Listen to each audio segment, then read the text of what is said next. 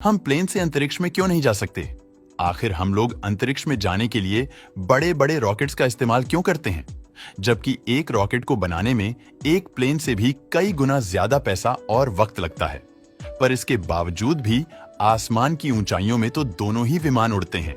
फिर एक स्पेस और एक प्लेन के बीच ऐसा क्या अंतर है कि प्लेन कभी भी आसमान को चीरकर अंतरिक्ष की यात्रा नहीं कर सकता और हम इंसानों को स्पेस की गहराइयों में नहीं ले जा सकता?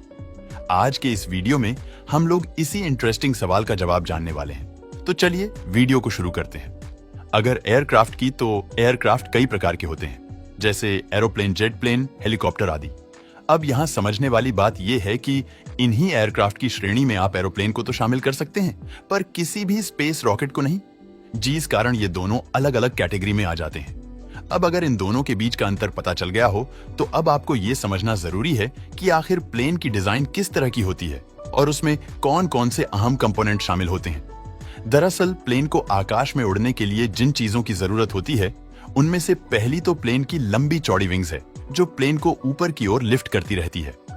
इसके अलावा एक हवाई जहाज का दूसरा सबसे अहम भाग होता है उसका इंजन, जो उसे थ्रस्ट देता है, जिसके कारण हवाई जहाज आगे की ओर बढ़ता है और बाद में हवा में उड़ान भी भर पाता है। इस फोर्स को उत्पन्न करने के लिए विमान को आसपास की हवा की भी काफी जरूरत पड़ती है, और जब उस इंजन के साथ वातावरण में उपस्थित हवा का तालमेल बैठता है, तब जाकर अंत में एक हवाई जहाज का उड़ना संभव बन पाता है। लेकिन हर प्लेन का उसकी बनावट और क्षमता के अनुसार फ्लाइंग एटीट्यूड निर्धारित किया जाता है। जैसे आमतौर पर जो कमर्शियल प्लेन होते हैं, वो 45,000 फीट की ऊंचाई तक ही उड़ते हैं। इसके अलावा कुछ जेट प्लेन 51,000 फीट तक की ऊंचाई तक भी उड़ सकते हैं। लेकिन 51,000 फीट की ऊंचाई एटीट्यूड का वो पैमाना होता है जिसके ऊपर किसी भी प्लेन का उड़ पाना संभव नहीं होता, और इस सीमा के ऊपर प्लेन को उड़ाना मतलब सीधे सीधे किसी तरह की क्रैश को निमंत्रण देना होता है। आखिर ऐसा क्या हो जाता है कि उसे निर्धारित ऊंचाई के ऊपर उसको उड़ा पाना लगभग असंभव बन जाता है? तो इस सवाल का एक लाइन में जवाब है। एटमॉस्फेरिक प्रेशर असल में होता क्या है कि जैसे जैसे हम सामान्य सतह से ऊपर की ओर जाते हैं, तो की कमी के कारण वातावरण पतले से पतला होता चला जाता है, मतलब बेहद कम ऑक्सीजन वाला वातावरण होता है। प्लेन के इंजन तभी संतुलित होकर काम कर पाते हैं जब उनकी थ्रस्टिंग फोर्स के लिए वो आसपास के वातावरण में उपस्थित हवा के साथ संपर्क करके प्लेन को ऊपर रखने के लिए सही फोर्स मेंटेन कर पाते हैं। लेकिन 51,000 फीट के ऊपर इन्हीं एयर मॉलिक्यूल्स की कमी के कारण प्लेन के विंग्स को ऊपर लिफ्ट कर पाना लगभग नामुमकिन हो जाता है।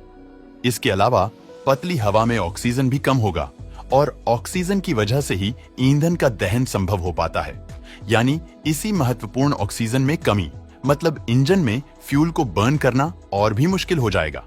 इन्हीं कुछ दुर्भाग्यवश परिणामों की वजह से ईंधन थ्रस्ट उत्पन्न नहीं कर पाएगा, जिसके कारण प्लेन को निर्धारित ऊंचाई से ऊपर ले भी जाएंगे तो हमारा प्लेन इतना अस्थिर हो जाएगा कि वो कुछ ही देर बाद अपने आप ही नीचे गिरने लगेगा, और उसके सभी सिस्टम अस्थिरता के कारण फैल हो चुके होंगे।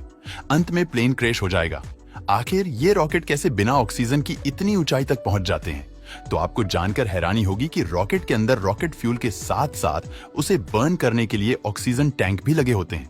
इसका मतलब ये है कि आसपास की परिस्थितियां चाहे कितनी भी विषम क्यों ना हो, ये बिना वातावरण के भी आराम से उड़ पाते हैं।